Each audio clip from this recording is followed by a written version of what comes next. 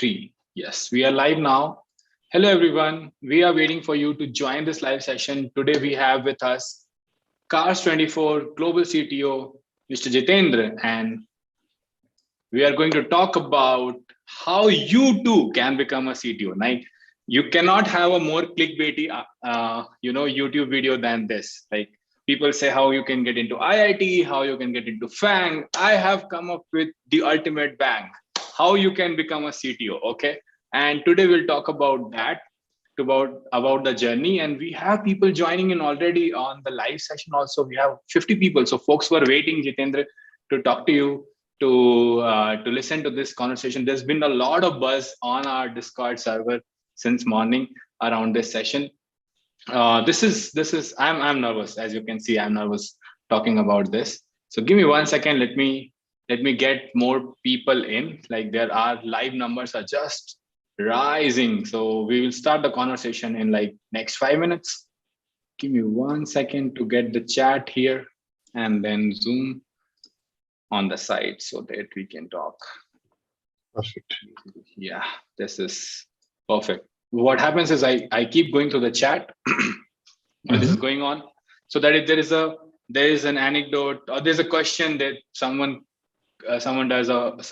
cracks something very wise, then I can take from there also. So that chat will go on, and we are having now 120 people watching live. We have around 30,000 subscribers, so they would watch it later as well. I'm hoping I don't get too nervous or too starstruck doing this interview. This is a coffee with Karan moment for me, stars coming in. And I did something like that, Tea with Tanay. I had a podcast in 2019, and I had a dream that, I would call leaders from tech, interview them, talk about their journey, their life, nothing serious, some funny bits, maybe do some rapid fire about your personal life as well, things like that. And that worked out really well for the first season, but then I couldn't do the second season. So this looks like this is the starting of season 2, episode 1. Thank you, Jitendra, for joining. This is great having you here. I have never come across something like this, where a leader talking to students of today, leaders of tomorrow. Cars24 team has put it really well, saying today's leaders will shape tomorrow's leaders, and you are here. You are as fun as a person can be, and I'm just waiting for folks to join in so that I can unleash you all on them. Like, go and just talk and then just own the space. Yeah, see, everyone a point. My God, this YouTube, we have around 200 people right now, and we have around 150 here as well. So we have good 350 people watching this live on a Thursday evening, 9 p.m., which is great. Thank you so much for taking your personal time out. And now I think Aditya is saying on the chat that I think this is the first kind of interview with, this kind of interview with someone. We have not seen things like this in Indian tech space, at least. So thank you for starting a great trend. I hope we can continue this more and more. We talk about tech more openly. And with that, I will get started. Let me introduce you how I want to introduce you, and then I would let you introduce yourself. So a few days back, a friend, Anshumani, he reached out saying, Cars24 is looking out to hire, and should I connect? And I'm like, okay, connect. And then he said, I'm connecting you to the CTO. And I'm like, Are baapre. And like, what will I talk to him? I don't know much. So he said, no, he's a very nice person. I'm like, yeah, you would say that, no problem. And then we met. Like, I talked to Jeet, and and Jeet couldn't connect on the first call. Then we connected on the next call, and I was like very worried ki, maybe I would say something wrong and all. And that 30-minute call went for a 1.5-hour call, where Jeet talked about everything he has done, and he was very open and helpful. And I'm like, wow, this is how people should be, and this is what people should see. कि ऐसा है personality, ऐसे होना चाहिए. As when you grow in your life, you should be this humble. I see Amitabh Bachchan on TV, and I'm like, यार Amitabh Bachchan कितना humble है. And then I met Jeet, and like, real life maybe there are Amitabh Bachchans, people who are wildly successful and still humble as ever. So, Jeet, that's my introduction for you because Cars24 CTO is just one title, but as a person, you have touched the chords. So, I would say go ahead, introduce yourself the way you want to, and then we would start this interview. All right. Thank you so much for inviting me on this one, Tanay. I think I'm more nervous than you. You have done this. You have been a YouTuber and a successful YouTuber. I think I've followed you for a long time on LinkedIn and said, wow, this guy is doing something that I hope I could do someday. You're impacting uh, many lives, not directly, but also indirectly. They're getting inspired by you.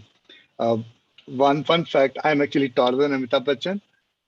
So the comparison is not far-fetched. Though Amitabh Bachchan is far amazing when you meet with him in person, he gives you respect. So no comparison there. Um, yeah, I'm global CTO for Cars24. I joined a month ago. I've been working for 20 years. I was told that after 20 you stop counting. Um, and yeah, I pretty much, I would say I'm a full stack developer, so I can do a lot of backend. I may not be as good as a React developer at some of you guys, but I can do some React. I can do some Android and iOS as well. iOS I just picked up 2 months ago, so I'm still not good at iOS. That's it about me. I'm looking forward to this discussion, Tanay. And you are learning React Native also these days, isn't it? I want to learn React Native. You haven't sent me the tutorials yet. That's that's so sad on me. I'm this is be on record now that I didn't send you the tutorials. So that I deserve this. I deserve this. I will send that just after this call. So so for people who are watching, this is not a scripted piece, but we also discuss some of the questions which we would talk about. These are these questions I would ask, but if you have any other questions which you want to ask, please put that into chat. If you are watching this on YouTube, NeoG students, if you want to ask a question, if you want to answer something which Jeet is asking, please raise your hand as we do in the class, and I would call your name, and then you can unmute yourself and please go ahead and talk about your question. Looking forward to all the questions and all the interaction. This shouldn't feel like two people talking. This should feel like both of us talking to the 400 500 people watching this live. And later on, if you have questions when you're watching this video, do comment your question on the video, and if Jeet needs to answer that, I would get the answer from him. I am connected with him on WhatsApp. That's like such a privilege. I want to flaunt it, like flex, weird flex. I have Jeet's WhatsApp number, so I can get the answers for sure. But definitely, what we want from this entire session is that you ask out your questions. Okay, you talk about it, and when Jeet has a question, you talk about that as well. You respond. Let's make this as interactive as possible so that हम लोग को भी थोड़ा मजा आए यार. It shouldn't be like just two of us talking about everything. And with that, my first question is, and this is very personal fanboying question, is I always thought I would be a CTO someday. So that is the, like, a lot of people think you want to become a CEO and you want to run businesses, you want to become a millionaire and all. I am such a techie. Mera sapna is like, I want to be a CTO. I want to be CTO in a big startup, and I want to do things. I don't know what things, but I wanted to be a CTO all the time. So my first question to you is, as a CTO, how does your day look like? How does your month, your week look like? What do you do? What does a CTO do every day? So let's get started with that. Awesome. I can totally relate to what you're saying. I never wanted to be a CEO either. And I wanted to be a CTO only. And I've done this a couple of times. This is where we added a global here, makes it even more special. My day is not, I would say, it may not be as aspirational. While the title and the responsibilities are, the day may not look aspirational for you guys. While I'm a CTO in the day, part-time, I had this club called Coders Anonymous. That's where everybody, all techies who can't code during the day, who can't get time to code, in their job responsibility, get together and talk about not being able to code. I think so that many of you would become future CTOs. I look forward to that. You lead large startups, small startups, large companies, right? And your day will look different depending on the business size, depending on the team size, depending on business stage, right?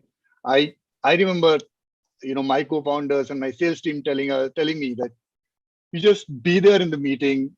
We will, sell a lot of stuff. In case we say something that's not correct, just use your elbow or just correct us, right? So be that support. We know that, okay, Jeet is there, so we can say something and Jeet will say, yeah, this can be done or this can't be done, right? Of course, as a CTO, I have been a coder, a designer. I was also my team's expert mixologist. I used to make cocktails. And when you are running a small team, of course, you order all the food. So you get to choose what you're ordering. But I was the CFO, Chief Food Officer for one of the startups while I was the CTO too. Chief Food Officer. So you have just offended a lot of CFOs, I think. No, I haven't. These guys are friends, so they pay more for my money, so it's okay. Within Cars24, I spend a lot of time in hiring, org structure, how should my teams look like, right? Stakeholder discussions, that's what I spend a lot of time. I also take out time to do team mentoring. How should these people grow in their career, right? Looking at all the processes that we have, looking at everything that's breaking and saying, hey, how can we improve this? And a lot of tech roadmap. How should the technology evolve within our company, right? We are launching in multiple countries. We are launching multiple products. I don't know how many of you are aware. We also have a bikes24.com. Oh. All of these are small startups within the Cars24 group, right? And all of these would need small teams. We need to decide what parts are common, what parts are very specific to a certain business. So I spend a lot of time in that org structure. I, of course, spend time with product team, business teams, right? These are my stakeholders. And, there is a lot to do. So I learned juggling before I became CTO. I recommend that for you guys too. Juggling. I can do 3 and 4 ball juggling. So I recommend it. It's very meditative. Now, of course, this doesn't mean I don't do any tech. My discussions with product and tech teams can be, how do we take Cars24, say, to multiple countries? And one of the things that most businesses have to do is, how do you do localization? How do you do right to left, right?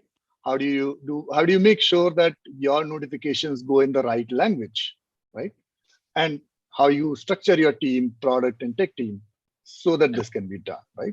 We discuss data pipelines, what kind of events should be there, right?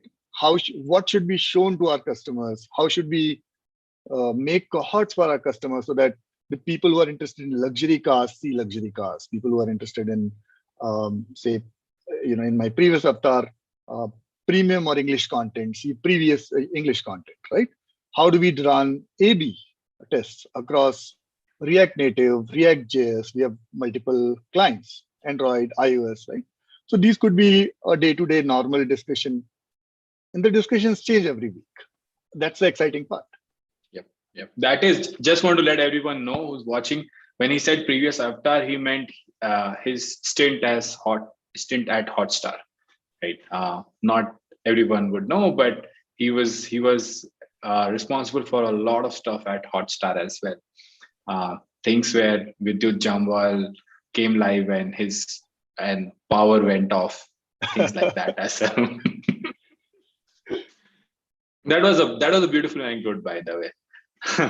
And I'm getting a lot of questions, Jeet. So I'm gonna take some of the questions from outside the script from people.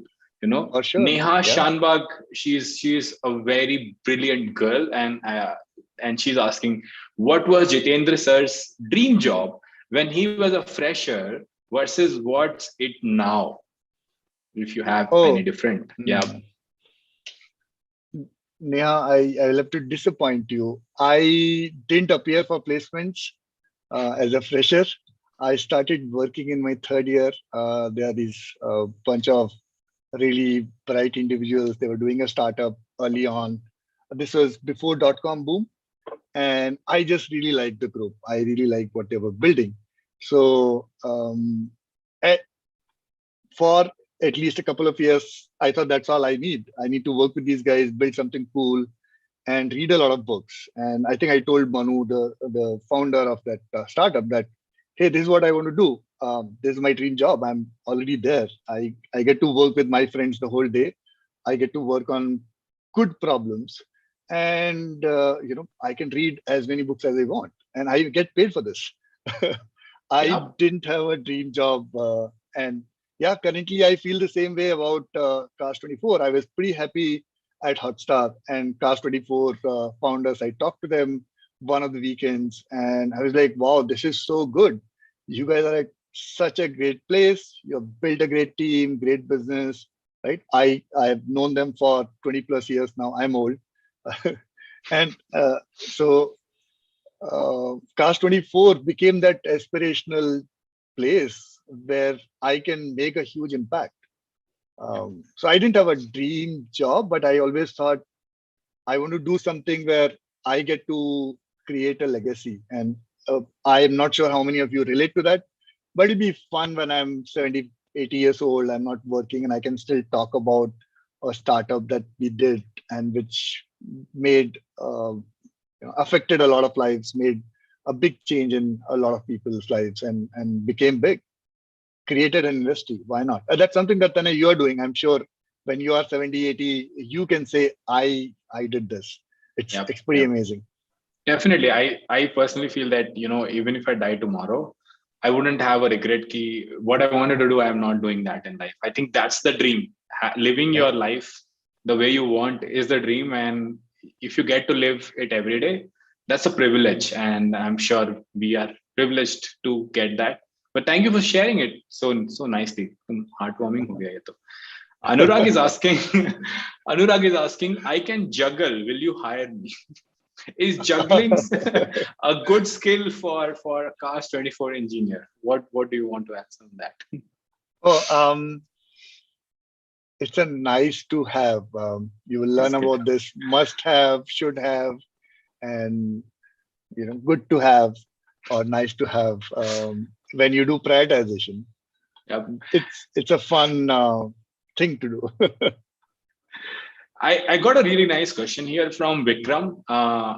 Vikram is asking, Vikram Krish, his name is Vikram Krish. And I'm sure a lot of people would relate to this question. He says, skills needed to be for a CTO is front end, back end, cloud, database. You talked about data, product planning, stakeholder management. And then he writes in big words, okay, like caps. How does one make decisions in all these fields? Like, how can you be so smart is, what he's trying to ask. Vikram, great question. I'm sure Jeet will have an insightful answer for this. Yeah. The trick is to not make all the decisions yourself. You're working with some really, really smart people, right? Most of the times you have to resist the urge to answer all these questions, make all the decisions, right? And sometimes we feel like we can, but you are hiring some of the best people out there, right? If you don't trust them, that's a problem. You trust them. Yes. You would see them make mistakes, and that's where you can guide them. But you can't take all the decisions. None of us are Superman. There is just Superman, Kent Clark.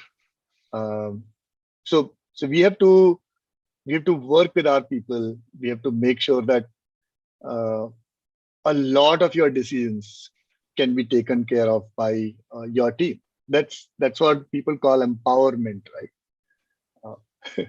Does your team feel like they can take these decisions? Yes. If the answer is yes, then your job is easy. You're not working 24 hours a day or maybe 20 hours a day, and you can still get a lot of things done. Delegate decision making. I won't call it delegate. It's natural. Like you are working with smart people, and if you are making all the decisions, then maybe you're like I don't know, dictator, not, not like a manager. That's so true. That's so true. We have people asking. I see two chats going simultaneously, so that's why my eyes go here and there.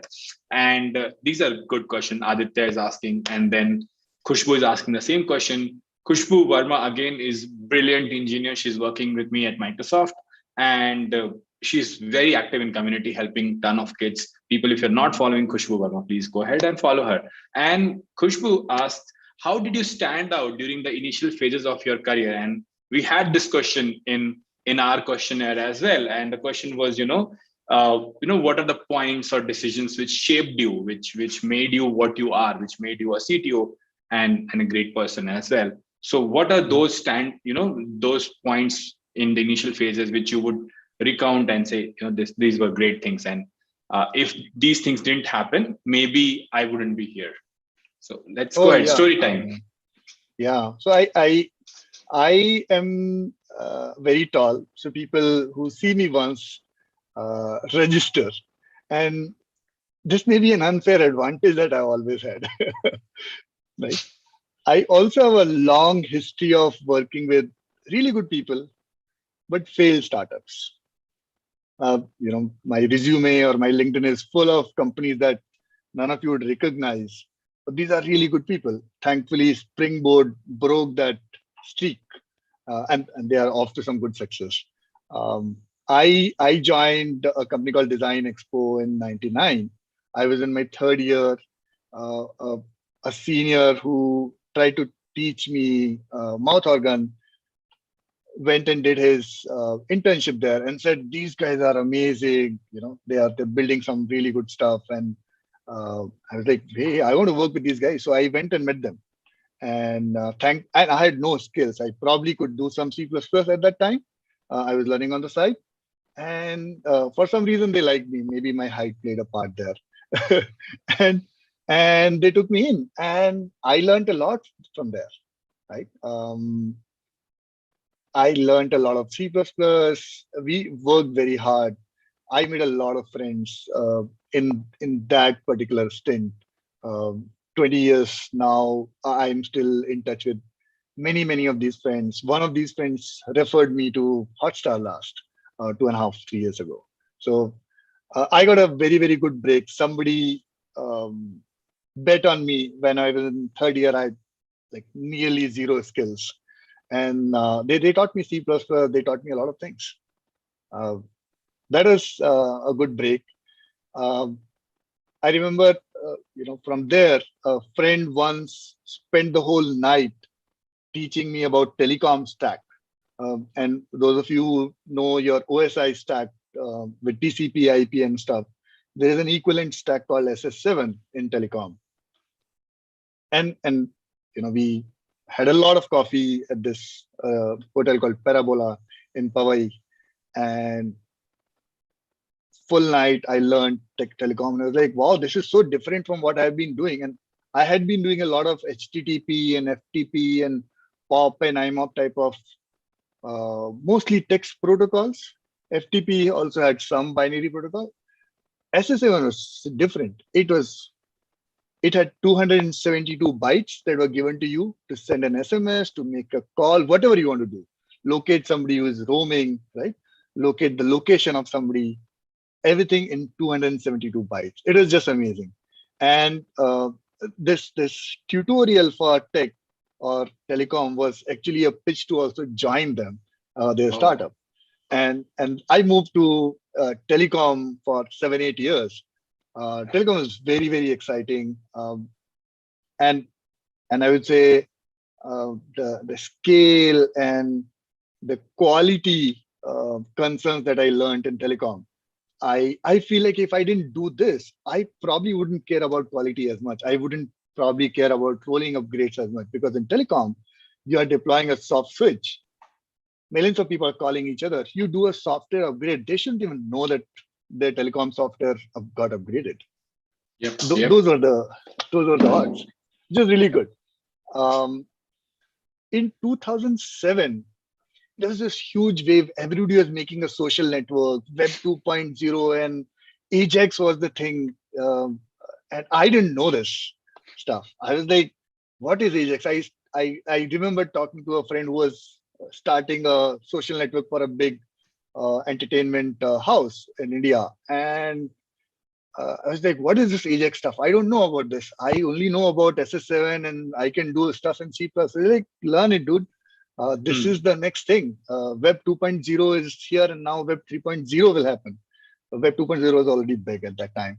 Um, and I moved to that company. It is very exciting. Yeah. And this print was from my very first job, just so you know. Uh, that job, that company that people just don't know about, it was just amazing. Right. After this, me and my wife started an internet marketing and a custom software development company. We had 3 offices. We made decent money, so we bought a house. Very good time for us personally. We had our twin boys, but I kept feeling like I wanted to do more in tech, and I had built a lot of applications and internal tools for my team, but I wanted to do more tech. And that's when I got connected to Springboard, really, really good folks. And I joined them as their CTO. I was also the CTO of our own startup. That's one way to become a CTO very quickly. You do a startup and choose a CEO or CTO role. But I joined Springboard as their CTO. A lot of my learning happened there. I think that was me and my wife keep thinking that was such a good decision that I decided that, yeah, I don't want to continue my own startup. I want to join somebody who has a great vision around education, good people, great vision, right? And a lot of things that I didn't care about before that time. Data, like 2013, yeah. 2013 is when data became popular. Everybody was talking about data as oil, and data science as a word became hip. I had no clue what data was. And I joined Springboard and learned a lot of data thanks to that place.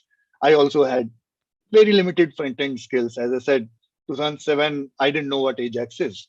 I remember Scriptaculous and Prototype were the two most popular libraries at that point in JavaScript. jQuery was still making progress. But my front end skills were limited. I got this at Springboard, cross-border team. This is amazing learning. I feel that bet paid off. It has made a big dent in my career in the right way. And 2.5 years ago, I joined Hotstar. Hotstar, of course, was going ballistic. It was the rocket ship that all of us wanted to join. Huge concurrency, lots and lots of challenges, right? And I talked to you about the org structure. I didn't worry about org structure in my earlier companies. We are not that big, or somebody else was doing this, right? In Hotstar, I got to propose, hey, how many people I want to have in my team? How do I structure this? How do I say that this person is ready for the next role? And while I would say I had already done this informally, last gig just made it very, very formal. And, I would say, yeah, so these decisions, some of these decisions just happened because I knew people there. I liked what they were doing. I was convinced that the problem that these startups are trying to solve or these companies are trying to solve are amazing. Even that social network that I joined, I still feel the exact product that I joined them for 10 years, 12, 14 years later, it is still relevant and somebody can just go and launch it today. So yeah, for me, the decision making has been based on whether I like the founder's mission, whether I like company's mission, and whether I really like people in the company. I haven't been so good at selecting whether the company itself will be successful. With Springboard that broke, I know that those guys will do well. Yeah, I like the summary. Basically, you bet on people more, you bet on ideas more, you bet on tech more, rather than the the valuations. You go for the things which you like to do in the present, and let future figure it out itself. I do have a 23-point sheet I can share with some of you guys that I have used to evaluate opportunities in a impersonal way. It hasn't been successful. End of the day, people and mission matters. People and mission matters. That's a great quote. I'm going to use that. End of the day, people and mission matters. That's great. I'm just bombarded with questions from both chats, and all the questions are so good. And there are people from your team. Rajendra Joshi is there. He says, hi from Cars24. Hi, Rajendra. Thank you for giving 1 hour break to Jitendra to talk to us. That was great. And this one's going really great. So I'm going to take a few questions from here again, because I want, audiences to have their questions. Yes. And also folks at neogcamp saying that, they would want to have that 23-point list. And on the other side, on YouTube, also folks are saying, we want to have that list. So today is a great day to tweet that out. I know you're not very active on Twitter. Please tweet it out. I'll also retweet. And people who are not following Jitendra on Twitter, it's Jiten. You cannot have a smaller name on Twitter today. This means you joined Twitter very early, right? But you were not using it. Yeah. Social network, I saw your 6 characters. No, Jiten, it's like 5. 5 characters. My God. How early was he? Like now, Twitter doesn't even allow less than 6 characters username. Oh, right? I didn't know that. Okay. Yeah. So you were too early, and when I saw, like, arey wah, kya baat hai. So that's, hey, yo, Cars HR24 team is also there. Hi, Karnika. Thank you so much for joining the live. This is great. Everyone is loving it. And I have good questions here from my set and also from here, but I'm going to take questions from here because I think, kids are having amazing questions, answers. And this question is from Aditya. It says, CTO is the peak every techie aspires for, right? And how would you describe that climb for the peak to a fresher so that they move in the right direction? It's like the same thing which we talked about. Can we actually have a roadmap from a fresher to a CTO? Like roadmap to FANGs are there, roadmap to, even senior managers could be there. But do you see a roadmap looking back, connecting the dots back? Do you see a roadmap from a fresher to a CTO? What would be your advice? I think the roadmap is simpler, if anything. I want to say hi to Rajendra. Rajendra actually heads the web and React team at Cars24. He's the guy. Awesome. He knows more React than most people that I've interacted with. And as I said, I can just do this to save my life, not beyond that. Kanika is amazing. She was the onboarding responsibility was with Kanika, and I was like, wow, in onboarding you get such enthusiastic people, and and that's what you want in companies. I'll come back to your questions. The roadmap is simple. I'll just take 1 second. I'm sorry. I was saying, I like it how Cars24 team is so supportive and they're watching the live. And I'm hoping Cars24 team sees this. They're saying, who would not like to work among such great people? So that's really what the Cars24 team is showing here. The support is amazing. Thank you everyone for joining in the live. Please go back to the question. I would stop plugging my company, but please do. All right. You work hard. You keep learning. You think, and I'll come to this again. You grab challenges. You grab opportunities. They are the same. Right? Be reliable. Help people. And keep learning. Wow. 7-point roadmap. Amazing. It doesn't get easier than this. Most managers, most business owners, most founders would love it if you keep learning, bringing new things to them, bringing new ideas to them. As I said, none of us can be Superman. So everybody is looking at others who can, take them forward. Being reliable is an underrated thing. There are so many engineers that I've worked with where I can just say, hey, this needs to be done, and I know it'll be done. I know that I won't have to go and review that, hey, did you do this? Did you do this? Did you do this? No, I know that they are infinitely reliable. And those are the people I would go ahead and promote. Those are the people I would spend personal time, extra time to mentor and grow, right? And if you're getting mentorship, if you are learning on your own, if you're getting more responsibilities, that's a sure shot path to lead a large team in future. True. That's all you need. Right? Yep. Completely agree. I have not been a leader right now, but I listen to Satya and Rajiv. Rajiv is our India head. Satya, though we know who Satya is. So, and both of them keep talking about the same thing.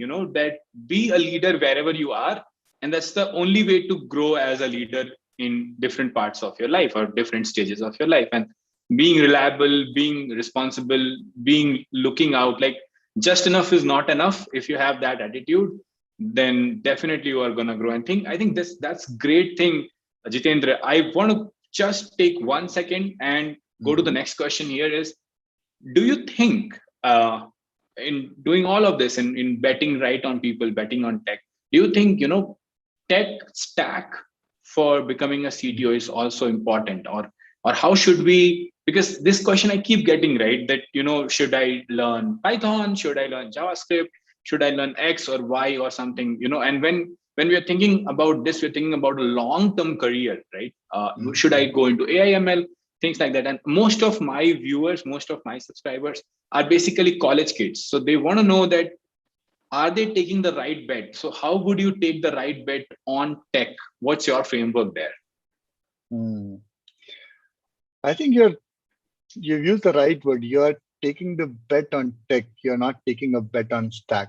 Unless your stack is COBOL or some mainframes or jQuery, you're safe. Any decent stack is good to start with. I started my career with C++.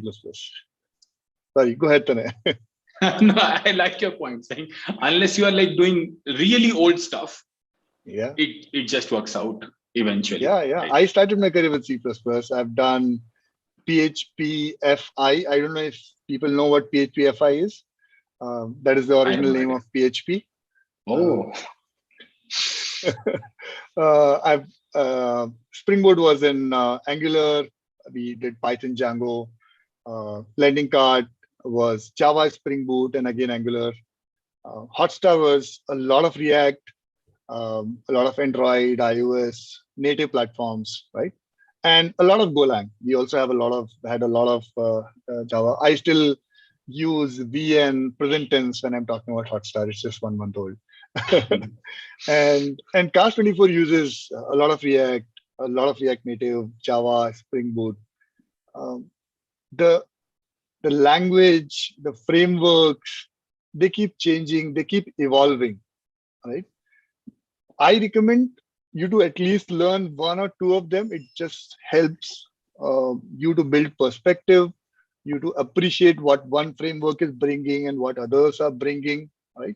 I'm sure most of you are more hands-on and code much faster than me, right? I'm sure you've spent like 6-9 months working with Tanay, and that just makes you, really, really good. But I would say go ahead and look at multiple languages. Tanay is probably teaching you JavaScript, and that's amazing. I would say once you feel you're good enough here, look at something else in your free time, right? Yep, definitely. As you move to senior roles, you would increasingly move away from, or you'll become agnostic, you'll not move away to language and frameworks. You would look at patterns, you'll look at services, right? And that's the way to go, really. So tech stack hardly plays a role unless you're on a super old tech stack. Yeah. And I come to a question which, Jitendra and Nikhil is asking, Nikhil Mishra, great question. But also this question comes up a lot when we talk about, today's culture. So when we see tech leaders anywhere today, if you see any tech leader, most of the tech leaders are coming from back-end roots, back-end technologies. So Nikhil is asking a question which resonates a lot with me is CTO's role more inclined towards back-end technologies, or a front-end developer can also become CTO tomorrow? What's your take on that? I would say it doesn't matter whether you start your career as a front-end developer or start your career as a back-end developer. As you grow senior, you must be able to appreciate both sides. Yep. You're not required to code both sides. Most of us can't, right? I just had, one of my only, in one of my startups, the only front-end developer one fine day decided he wants to move out. And I was forced to pick up JavaScript. It was fun. I don't regret it. But it's rare for most of us to be able to do both,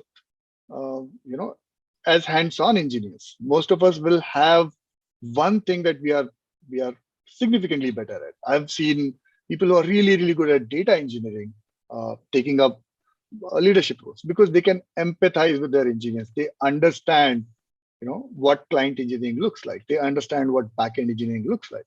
So you're not limited by your growth, or your career will not be limited by how you start. It'll be limited by if you stop learning, then your career gets a stop. But I'm assuming you guys are smart. You have shown that you want to learn and you want to do better, which is more than what most of us at your age were doing. Right? I don't know if that includes Tanay, but I sure wasn't, going out of my way in college and learning from somebody who was like, you will have to spend 6-9 months doing a lot of learning and doing a lot of projects, and then I'll say, yeah, you're good enough to go out. And you've already taken that step, and that's all you need to do. You don't need to worry about how you're starting. If anything, given the front end and client engineering has come to the forefront thanks to all the ES6 goodness that happened a couple of years ago. Right? It's just, I would say, an even better place to start as a front-end engineer and to see, what is in store. You can understand your customers better. You have access to all the data. I call myself a backend engineer first, but I'm not trying to please you guys. But you currently have an unfair advantage going, at least temporarily. At least temporarily. I like this. There's a wave. Go ride the wave, right? Yeah. So people are saying lagging. There was a lag, but looks like it has gone now, which is fine. I think the recording will take care of it. One thing which came up right now from Radul Rathor is, he says, I must say Jitendra sir has a pleasant smile. And I agree, Radul, he has a pleasant smile. And thank you so much. People are saying you are answering everything with a smile, with such a calm, with such loving composure. That's amazing, Jitendra. Thank you so much. And I want to ask, this is a time check. We started at 9. I had booked only 1 hour for you, 9 to 10. But I have not even gone with half of the questions which are there. And I want to ask all of that.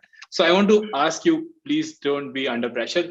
Just want to say that 550 people are watching this live right now. I just checked the number and my mind blew. Like, this is the highest live being watched right now. I think timing and you and everything work together beautifully. So now tell me whether I should ask more questions or should we move towards the closing side of it? How does your timetable look? Your choice, Tanay. Okay, though I'm gonna ask. Okay, I Sure. want to take all the knowledge out. I want to get this all on YouTube so that future leaders, you would realize, right, that so many techies would watch this someday and they would like, yeah, I now have a some path towards CTO, not something to look forward to. So yeah, definitely. Let's one question which is keep coming. I don't know why. Is what are the working hours of CTO? Or people are asking how many hours do you work? Somewhere there is a fixation around hours. I don't understand the love for this question, but it keeps coming. So want to answer this? What are your working hours? I usually start working at 9:30 or 10 o'clock. I meet somebody or other that I haven't met before. I have a public Vimcal that I share with people. That's when I start my day. I usually end my day by 7:30 or 8 o'clock. My kids have a calendar booked on for dinner. And yeah, if I have emails to catch up to, if I have bookmarked something that I want to go through, I can use that time after dinner. I don't think there are any fixed hours. These are the hours that I have decided for myself, and you can do that too. It's completely your choice. There was a time when I didn't go home for days. This is when I was probably your age, right?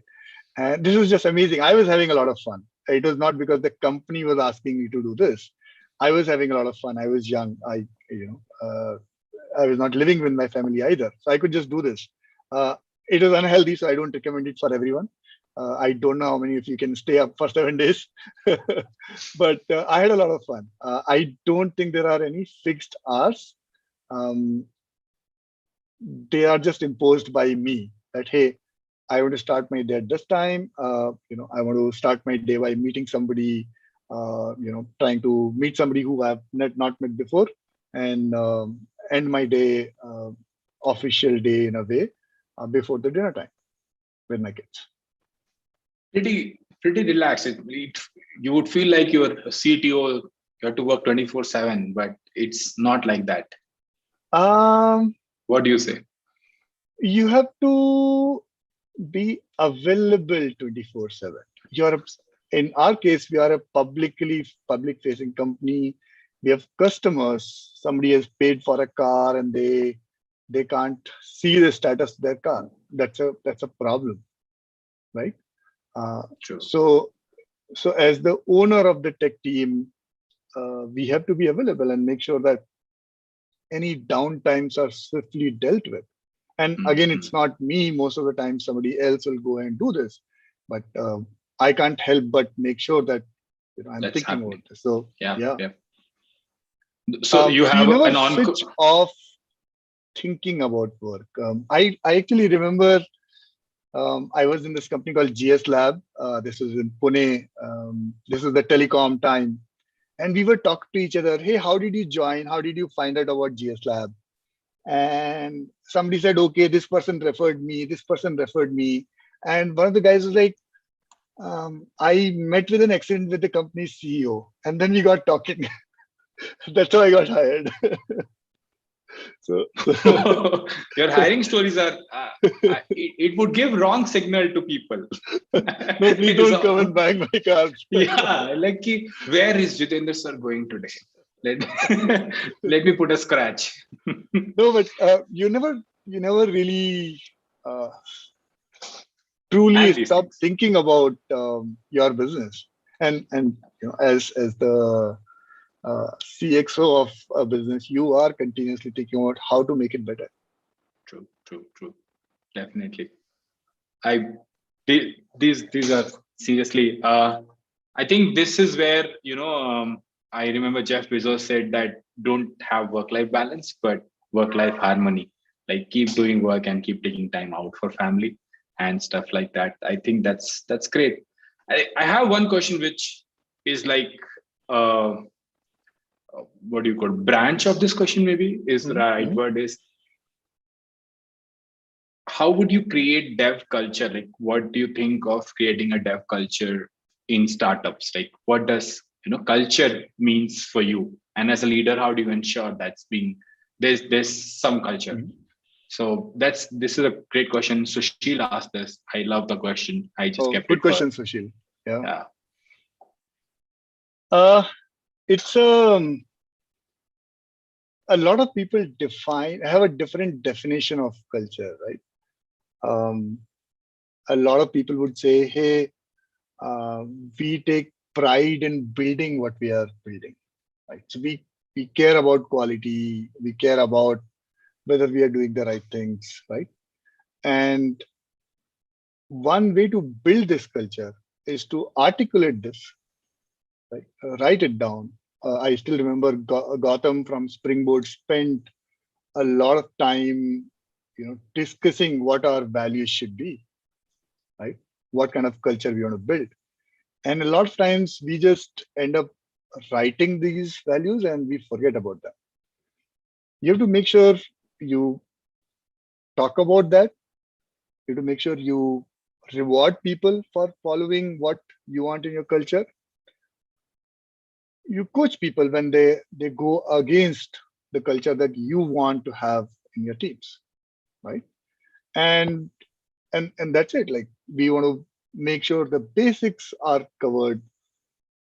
We would have a lot of disagreements. So this is something that is one of the values in one of the tech team values in Cars24 is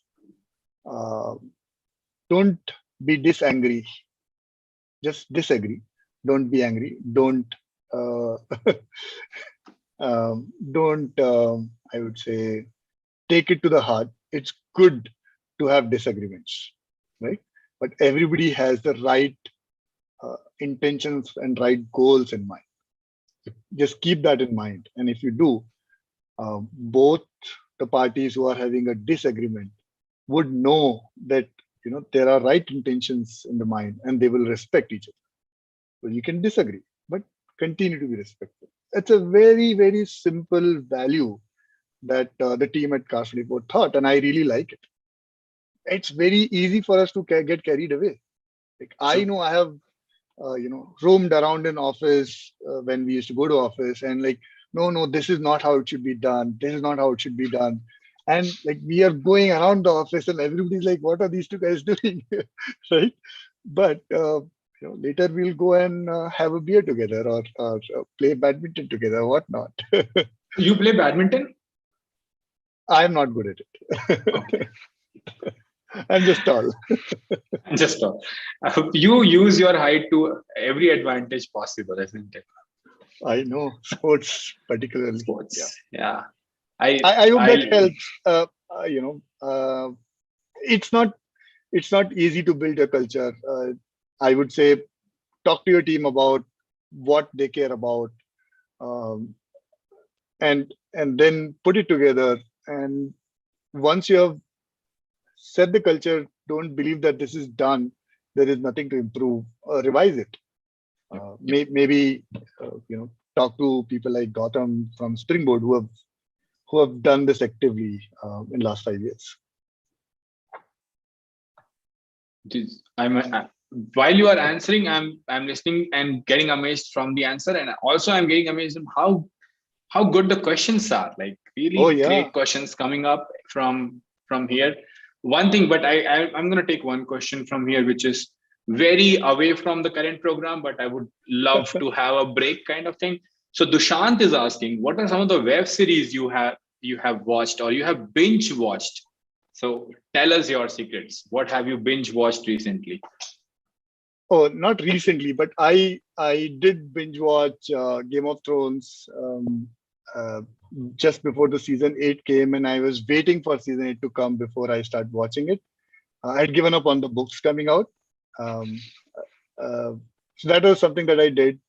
Instead of binge watching, I like to watch something every day if possible. So when Loki came out, 1:30, or Loki got released at 12 or something. So I made sure that in the evening I'll watch it. When Bad Batch came out, they came around the same time. I did the same. Right now we're watching Anne with an E. It's on Netflix, not on Hotstar, but it's a good one. Anne with an E. Samyak is asking. Samyak is a very, very cute student. He is younger brother to one of my students, so I really like him. So काफी प्यारा बच्चा है. And he's asking, how tall are you? I can imagine how he's saying this. How tall are you? No, I'm just 6'3", guys. Just 6'3". Amitabh Bachchan is 6'2". It's like this. Audi is just 50 lakh. Like that you are saying. Just Oh 6'3". man. Prabhu is saying, please, no spoilers. Harvey Specter is here, and I like this question, by the way. Uh-huh. What are your major book recommendations, Jitendra? What do you think, as a person, as a techie, folks should read? I really like R.W. Stevens. I don't know if you have read I've R.W. heard. Stevens. He wrote Unix network programming, Oh, and then multiple editions came out. Sadly, he passed away before the last volume of his third edition came.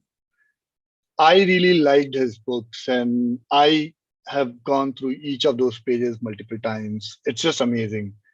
I got my start on IPC and networking there. It is still relevant. I think the book was written maybe 30 years ago. I only read it first time 20, 21 years ago. And it's just amazing. I recommend it for everyone. Of course, Maurice Bock was very popular. He wrote the design of Unix operating system. Um, I still remember how he explained the ext2 file system. It's pretty good. A lot of those examples, a lot of those, how you think about system design and OS design is relevant for application design. okay. In fiction, I like Terry Pratchett a whole lot. I mean, Terry Pratchett is just amazing. And if you haven't read Douglas Adams, Douglas Adams has written the Hitchhiker's Guide to Galaxy. That's pretty good. Both of these guys, Terry Pratchett especially, does a lot of takes on how an alternate evolution of something, some concept could have happened. How Oh, money could have happened in an alternate universe, or how printed notes, or how post offices or telegraph could have evolved in a world that also had magic. They're just amazing way to oh, look at this. They're all fantasies. They are and Terry Pratchett is pretty sarcastic, but it's very, very good to read. nice. Now people are in full mood. Do you watch cricket? Quick, yes or no? Not anymore. Not anymore. Why? That now it became interesting. Oh, the whole match fixing thing happened just before I was about to get into IIT, and Oh, most people in my friend circle kind of just stopped watching. And when I was about to develop this interest, I started watching the monitoring dashboards on uh, Hotstar instead of watching cricket. I remember first day of IPL. I was excited. I was up first day of IPL in Hotstar for me. I was up till 3:30. There was a lot going on. People had Mumbai Indians and Chennai Super Kings fans, flags in the office. It is insane. And at 3:30, I went back to sleep. And then I said, oh, I went back to hotel and said, okay, dude, who won? I didn't watch the match. So no, I don't watch cricket, unfortunately. have you watched the movie MS Dhoni, by the way? I haven't, not yet. Yeah, I will. acha. Yeah. I That's have a a nice movie if you good like cricket. things. Yeah, Yeah. yeah. It doesn't matter whether you like cricket or not. It's very inspiring, is what I heard. It's a very nice movie because people were on both chats talking about MST. So I'm like, yeah, that's a great idea to watch movie if you. Uh, and now this chat has gone wild towards different things, badminton, this, that, everything. So I'm coming back to our usual programming, where Prabhav Sharma had asked a very good question, Mhm. Chirendra, and I think a lot of people would relate to it. Is what's the thought process when you interview someone? Like when you are interviewing someone, you look for tech, and obviously you look for other things. And I remember we talked about this when we were chatting, but I would like to have that answer recorded here as well. Please go ahead. Oh, all right. Um, what I look for primarily is अच्छा होनहार हो और लगन से काम करे. I had sent this to you, Tane. A Yep. friend just told me this a couple of days ago. I was like, wow, isn't this what I look for? Um, and all of the stuff that we do in interviews are just proxies of somebody trying to find out if you are bright, you're smart, whether you work hard, how do you assess this? You assess, ask questions, and at least I do this, that uh, people would have asked themselves. And then I'm trying to see if this person was curious enough to find out, or this person has a theory around why this should happen. And I just said that I like Terry Pressure, right? Because he offers an alternate way to do things. I remember I had interviewed now a friend. This is 5+ years ago, and this is our first developer in that startup. I really liked the person, and this person was like, I thought I bombed the interview because he didn't answer any good answers to any of the things. So his knowledge was shaky, but his sense of what should happen in a software framework was just amazing. So I knew that he has thought about this. I knew he has read about this. His framework may not be exactly same as what I'm working on, but his expectation from the framework or frameworks is very, very solid, right? So he just proved that he's sharp. He also proved that he works hard, right? And that's good enough for most of us. Yep. I like the point which you said, right? That most of us are looking for proxies. IIMs, competitive coding, IITs. These are all better proxies for some time. But end of the day, you want people who are smart and bacha lagan se kaam kare. I love that. When you shared it for the first time also, I loved it. Honaro lagan se kaam kare. I'm like, very nice. Thank you. Someone is saying, hello, please save this live because I joined late. Yes, this live will be saved on my channel. You can watch it again and again. No problem with that. No worries there. The other question which I got was, a lot of parents in India, and right?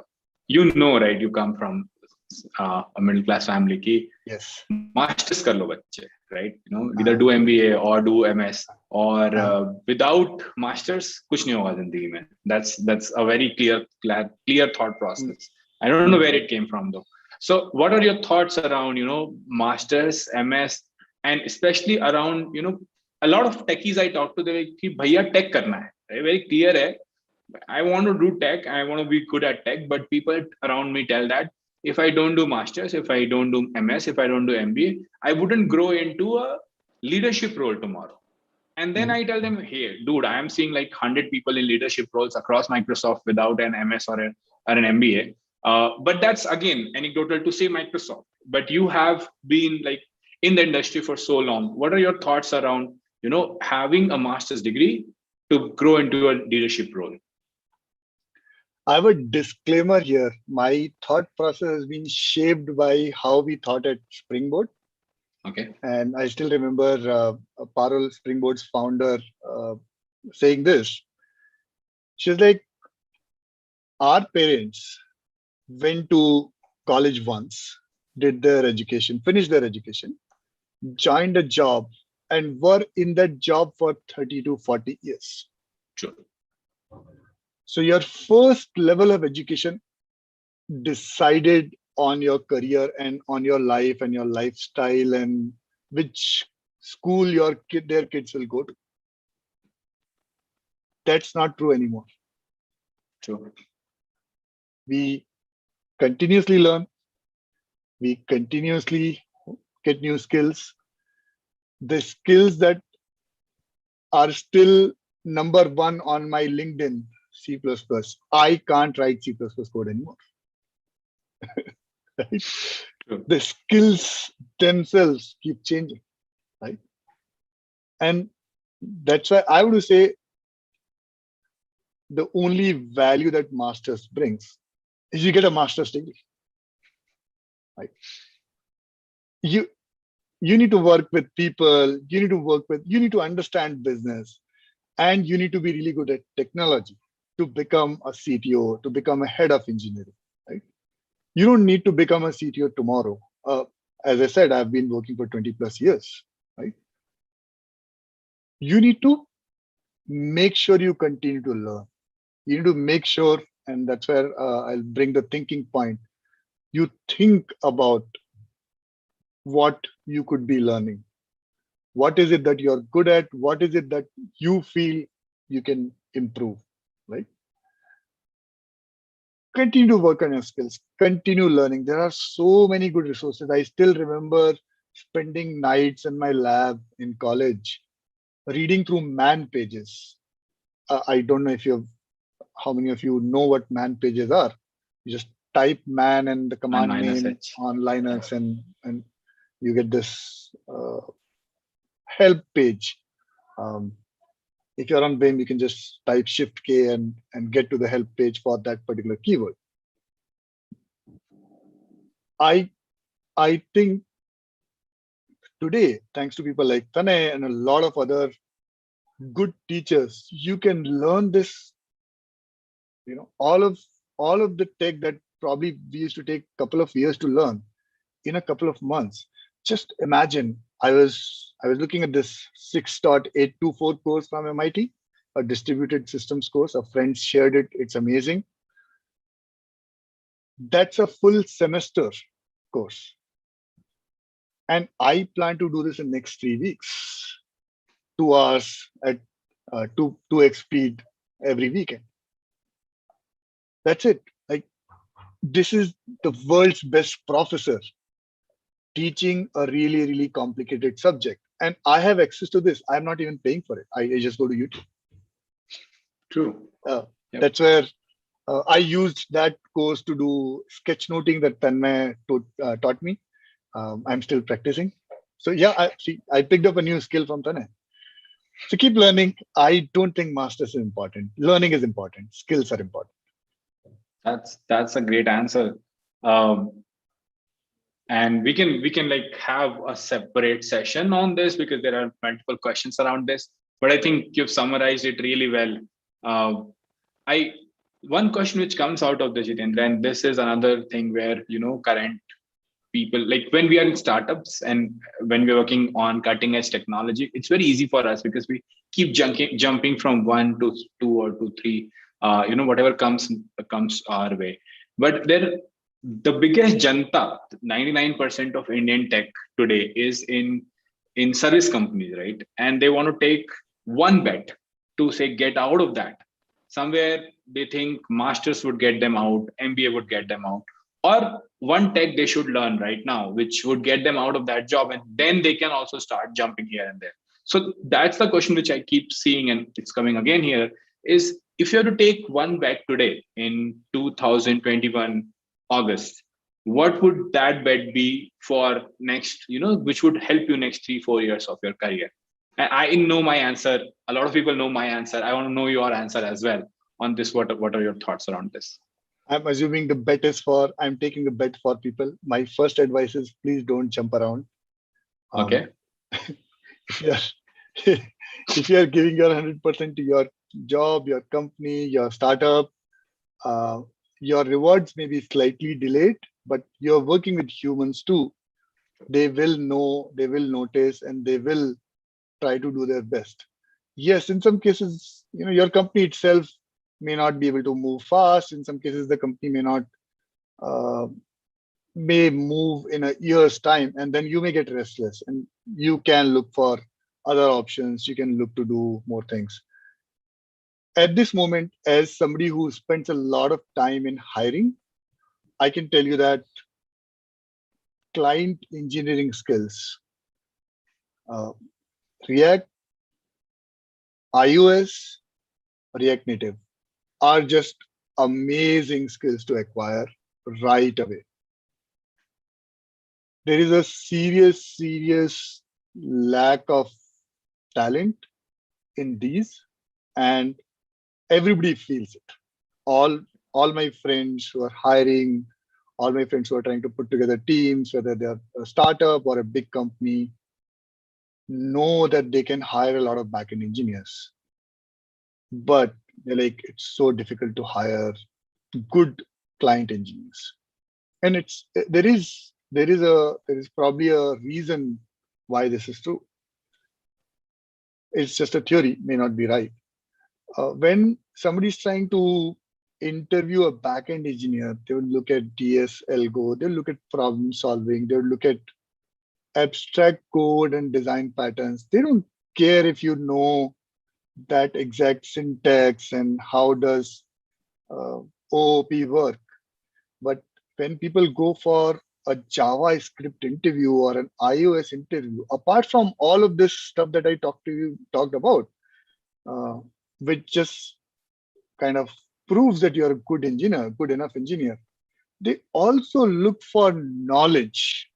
How much do you know about the stack that you're working on? And I know plenty of people who have no idea what event capture and bubble is, and who can't differentiate between a sleep and doing doing a set interval or set timeout. They can't. Like, I give them that very basic question, they won't be able to, right? Those are the skills that are expected from good JavaScript developers. So while you also do and have to know about what a normal backend developer know, there is a lot of knowledge expectation with years of experience that comes. And I don't know whether it is fair, unfair, but I feel this is what most of client engineering or web interviews look like today. Yep, and that's Yeah, true. pick up web skills. It's pick up mobile skills. They're just amazing. I think Android, iOS, React Native, web also React predominantly, but even Vue and Angular have picked up great market share around the world. So yes, definitely sure. these are great skills. I would like to ask one more question here is if, and this is again, when you're betting, if you're thinking about future, I want to take you to the past now and ask, what are things, what, like, as a fresher or as a techie before CTO, what are the things you wish you would have known earlier, or similarly, what you would have told yourself at 21 years of age? How do you look back at your journey? What would you have corrected? In hindsight, I feel like a lot of stuff that I know today, it would have been so good if I knew about them earlier. I can probably spend the whole interview, another hour, just talking about this. Would love to. I told you about the PHP 5 thing, right? So I started PHP 5, there was HTML, there was some basic JavaScript. There used to be this huge JavaScript book at that time. I don't know what happened to that book. But I really liked doing C++, not as much C, a lot of C++. And at that time, CGI, look it up, it's ancient engineering, was the thing.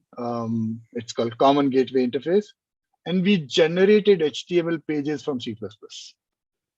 So while I was doing HTML and JavaScript, I was basically doing C++, right? So I did not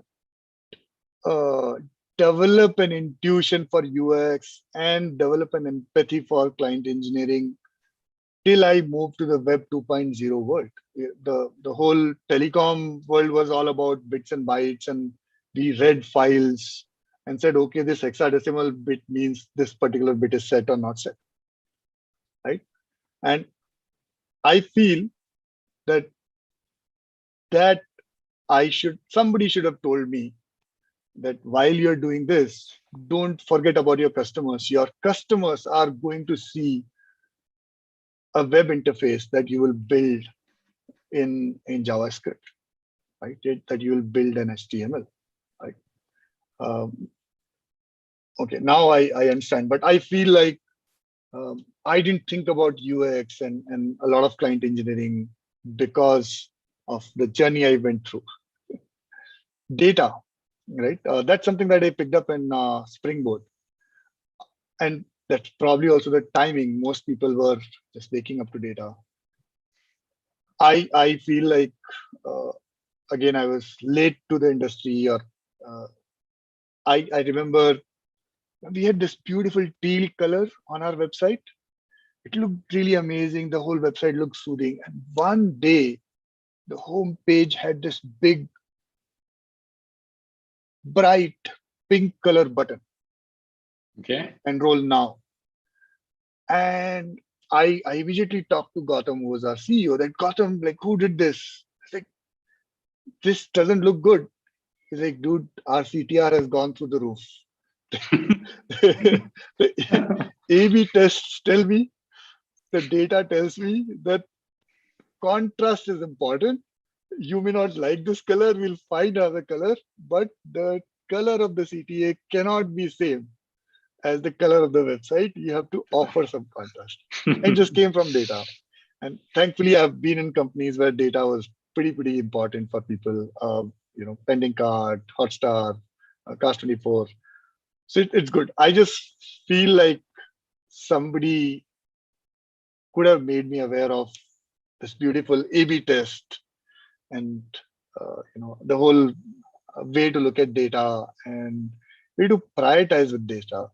That's something that's amazing, I feel. Yeah.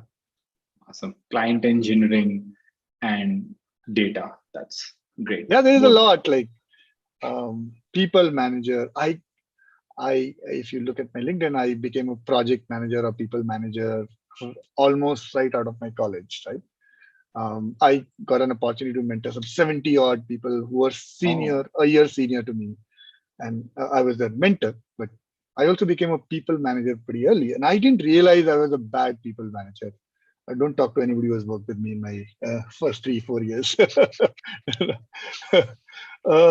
Then I worked with some really good managers, some really good, solid people managers. And I worked with this company called GS Lab in Pune. And the clients, Simha and Umang, were really good. I got a chance to meet Simha last weekend after many years. Amod, another VP engineering that we had hired at the time, was just amazing with people, right? He cared about us. We knew that, he's there. And for next 4-5 years, I thought the bar is so high, I didn't become a people manager. I was like, how do I become as good as these guys? Right? So yeah, I mean, some people choose to be that people manager, and I would say pick that up. I think value of face-to-face interactions, smiling. You mentioned that you should smile when you talk on phone, not just when you're talking on video. I read it in a book and I was like, yeah, why didn't I think about this? Reading other people's code. You guys are already pretty active. Read open source code. Right? You may start hating your job after this, because all of us are not thinking frameworks, and open source guys are always thinking framework. They don't have any timelines. We always have deadlines to meet. But you would become a better programmer if you read that code. Also, thinking, block time for thinking in your calendar.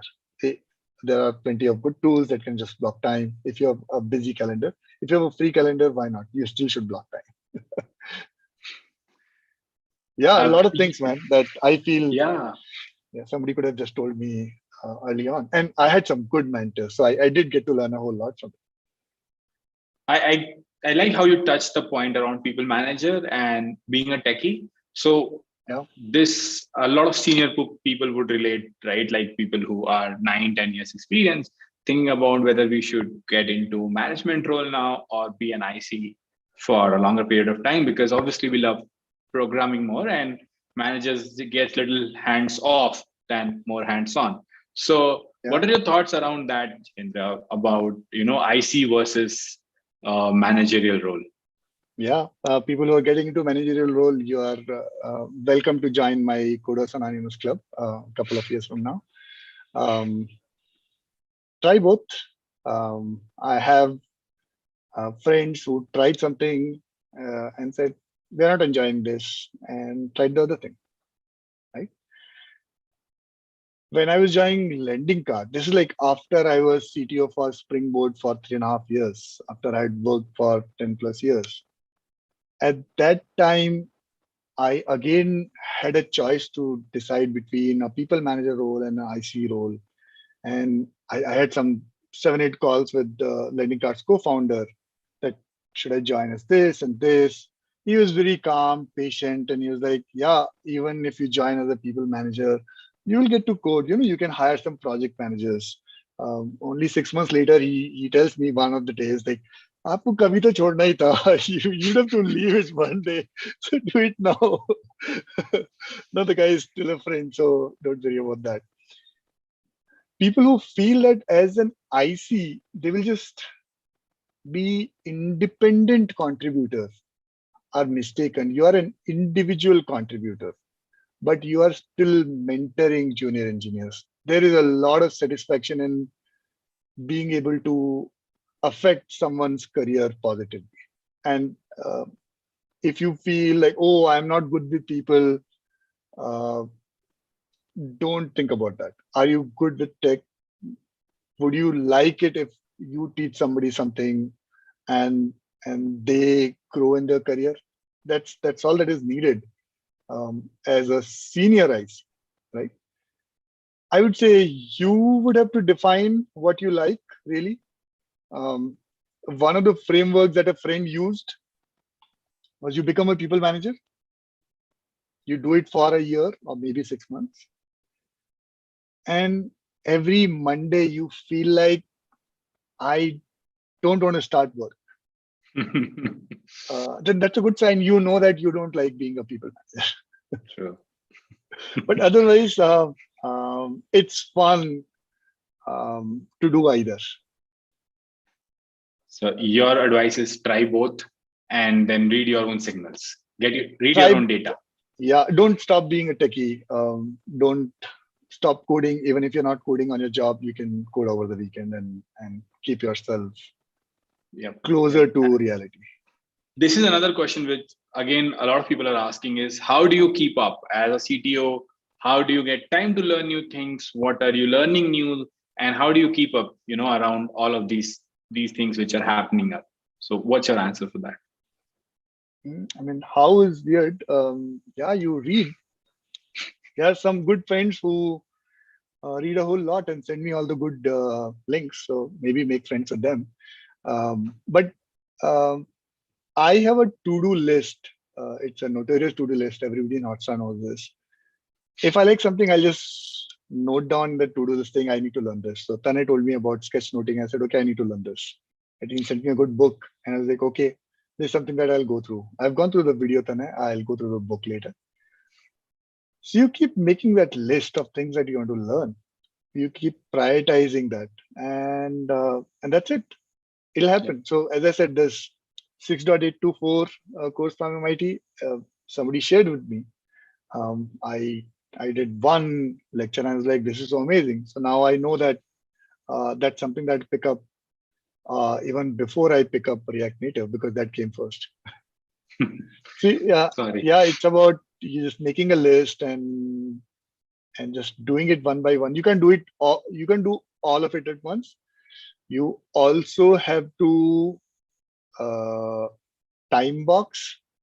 You can't, and I used to do that. I still remember a friend of mine used to drive his bike and I could read books while he was driving his bike. It's very dangerous.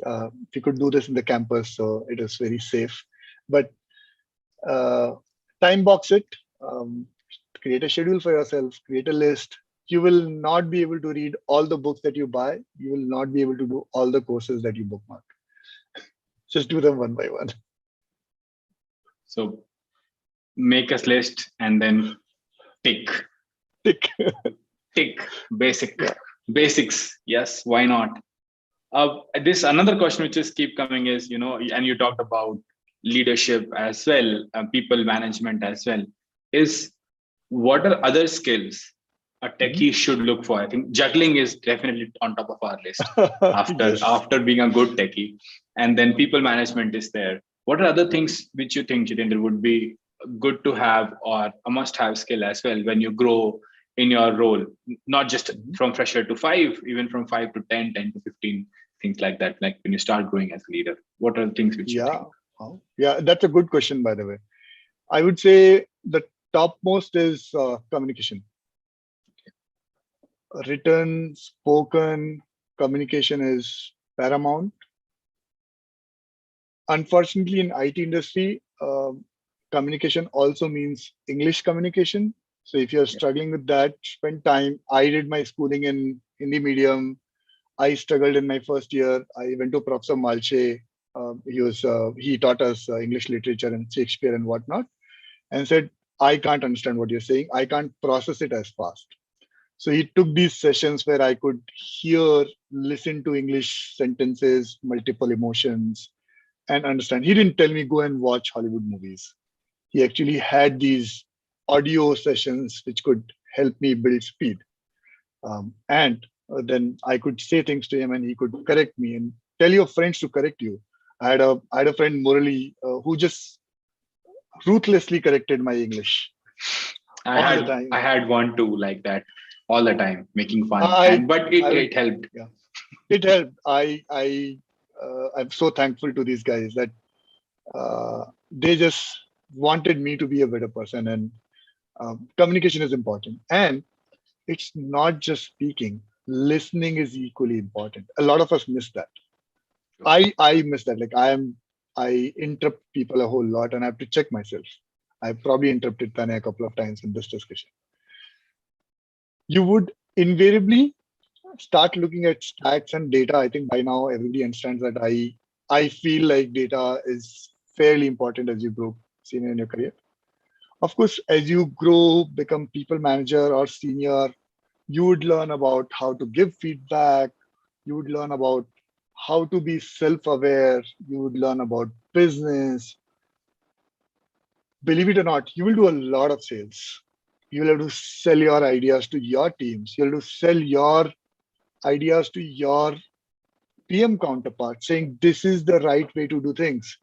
We have to take this bet. We have to remove this tech debt for us to be able to move faster in future, right? Sure. This is a sales skills. And while a lot of techies would say, I can't sell. I said that once, that I can't sell. And my coach told me, dude, you're starting a company. You have no option but to sell. You will sell your company to your people who are joining. You'll have to sell your vision to them. You'll, of course, get into meetings with your clients and your investors, and you will sell your company and vision to them, right? So yes, communication is paramount. There is a lot of varied skills, a lot of soft skills, a lot of hard skills. Those who are starting from front end, make sure you get some back end skills. Those who are starting from back end, make sure you learn front end, because you won't be the CTO of back end for a company. You won't be CTO. Yeah. CTO of a front end, right? True. You won't be CTO of web, or you won't be CTO of iOS. Maybe some company out there will prove me wrong, but most of the times you will be the techie that all the non-tech counterparts in the company look at as far as tech is concerned. Definitely. Love that answer. Seriously, I wish like I'm gonna write about it in my newsletter as well, so that people who have missed it, this should be on SEO. The bad thing about YouTube, there's no search engine optimization. So I'm gonna write this and I'm gonna share it with more people. This is the best answer. Looking back in my career as well, I completely agree on the sales part. You have to sell. You have to sell it to your team members, to your product managers, to your bosses as well. This needs to be done, and why this is important. Definitely great skills. Thank you so much for that answer. कितना अच्छा लग रहा है सुन के, I can't tell you. With that, I have taken it's 10:40 already. I'm sorry we overstepped our boundaries by 40 minutes. But also, I want to take one question from the students who are listening here, and they want to come online and ask. So Rohit wants to ask a question. Rohit, can you unmute yourself and ask a question? Yeah. Hi, Tanay. Hi, Jitendra. Hey, Rohit. Yeah. So my question is, you have been in the startup ecosystem for so long. So how and when one should start their own startup? Like, not just for the sake of it, but with a mindset of making impact and being persistent at the execution. Like, there's so much to learn, but to know at some point you gotta take the lead. how to figure out like when you are ready to take them? Oh, a lot of us, including me, we do a startup because we feel that we have a good solution in mind, right? Yeah. That may be a bad way to do a startup. Maybe there are some people who have done well like that. The good way to think about a startup is, are you passionate about solving a problem, right? It doesn't matter how you solve it really, because if you're not, if you're only passionate about the problem and not how you solve it, you will be able to pivot, you'll be able to improvise, and you won't be rigid about, okay, this is how you do it, right? The timing, I don't think there is anything stopping you from doing this today. You have to make sure that you have enough runway. You should not feel like 6 months, I run out of money. If I had spent 6 more months, I would have done well. That's the worst position to be in. You won't enjoy your job once you go back to your job, right? So do keep a reasonable runway with you, right, when you're doing a startup, and do make sure that you are not married to your idea or your solution.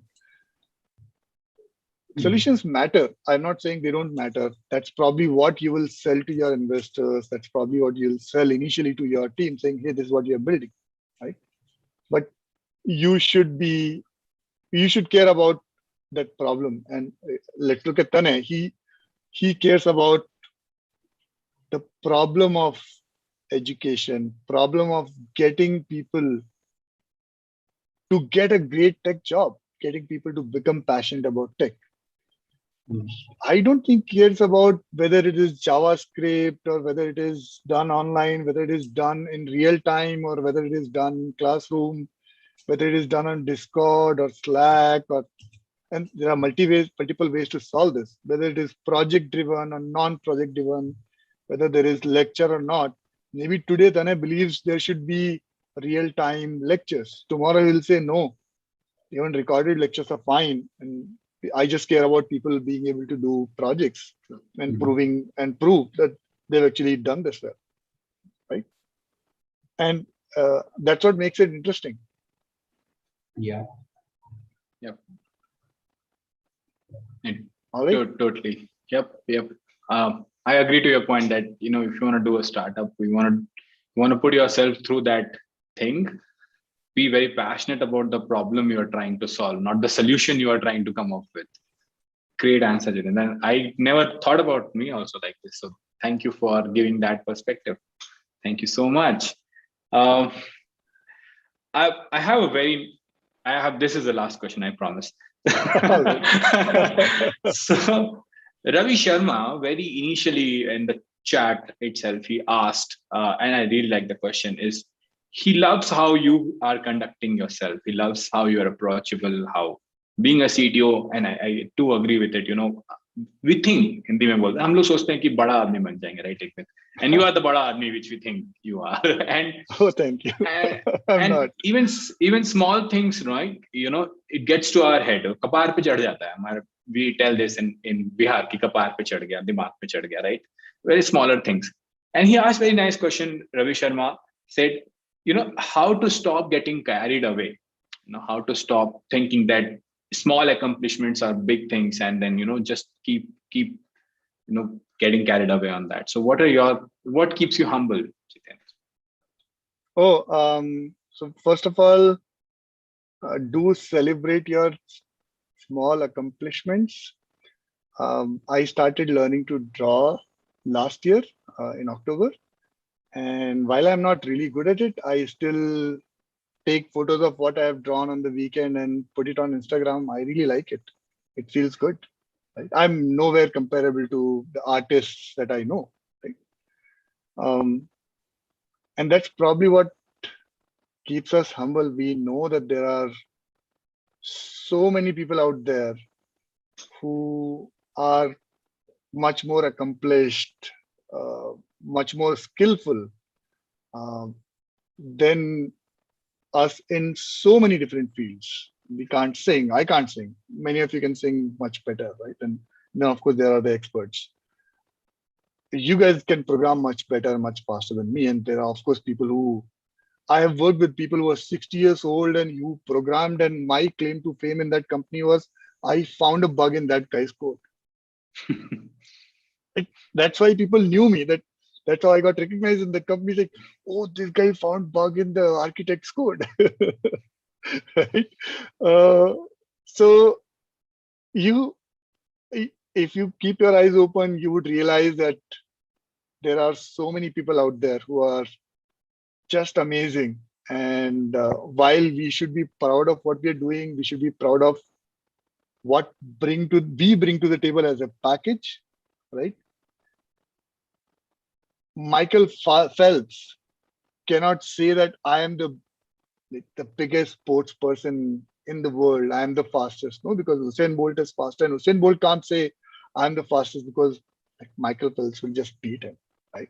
So that part you have to recognize that you can't move a mountain on your own.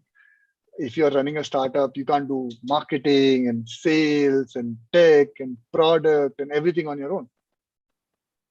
There are others who can do it much better. So that will probably keep you grounded. So makes sense. I see Piyush hand raised. Piyush, do you have a question for Jitendra? Hello, sir. Hey, Piyush. Go ahead. Hi.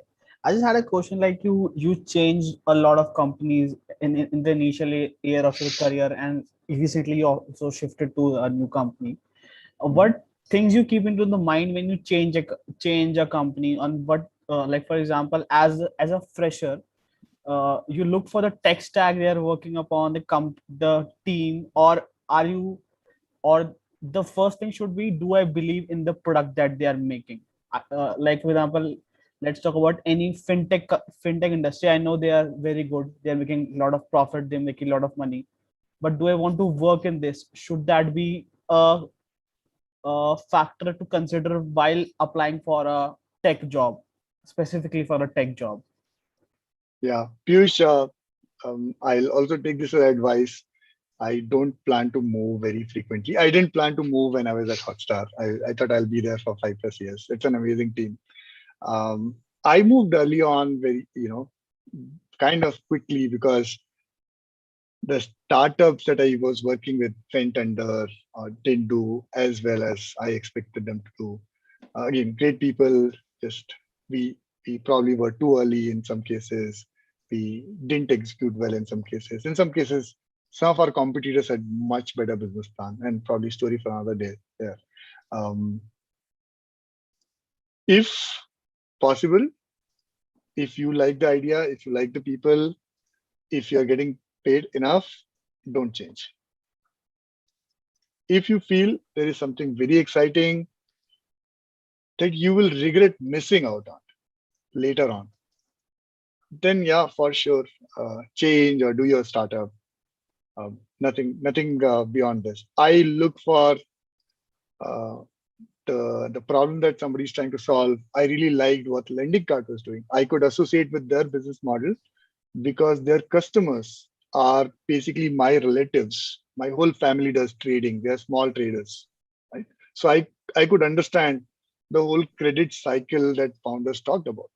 It is a reality, right? All of us can understand how education does not do justice to what industry needs. So it just pulls us towards that. And then, so the idea is good, and the people should be good. You probably look for that too. You should be able to work with these people in thick and thin. No startup just goes just on a monotonically increasing upward trajectory. You always have downturns, and if you don't trust the team, if you don't trust the founders, then you'll probably one downturn and you'll lose faith and you'll move away. Yeah, that's clear a lot. Thank you. Awesome. Thank you, Piyush, for asking that great question. And with that, we are close to 11. Thank you so much for spending so much time. Everyone saying we should do more of this, we should talk more, we should do these kind of video podcasts. So you started something with which I can go to more and more people and then invite you again and again to talk about these things. I think we can get into one topic and talk more about it out of the so many things which we talked about. This was just lovely. I cannot thank you enough for doing this. I Well, I had hope a you good enjoyed time. too. Yeah, ज्ञान देने में बहुत मजा आता है. ज्ञान देने में बहुत मजा आता है. बस आप आ जाइए, हमें ज्ञान दीजिए. We love the ज्ञान part. Before closing this, I have to be a YouTuber. So here is my thing. Please like, comment, share, subscribe to the channel.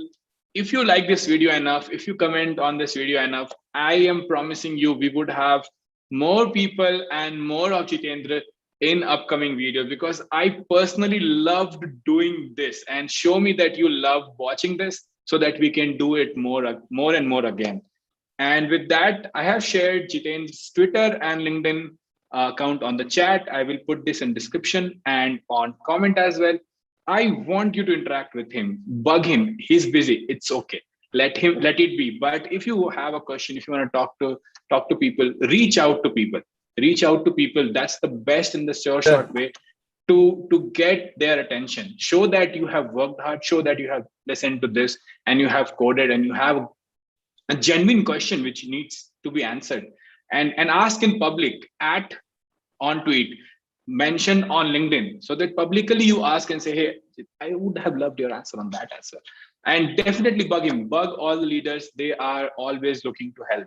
Thank you so much. The chats are buzzing on all sides. Thank you so much, sir. Thank you so much, sir. This side also, thank you so much. Everyone is thanking you. Thank you once again for doing this. I'm sorry I have put you on the stand so that people can bug you more, but definitely that's going to help a ton of students. Thank you so much. I would love to connect with people. Thank you so much for doing this, Tanay. Great idea for doing this. You're very, very creative, I must say. Thank you so much. Thank you. And with that, we are gonna end the live first. Thank you everyone who has joined us on YouTube. Once again, like, comment, share, subscribe. बोलना अच्छा लगता है बार-बार, but it has to be like, I have read that when you are rewind, then people like, share, comment, subscribe.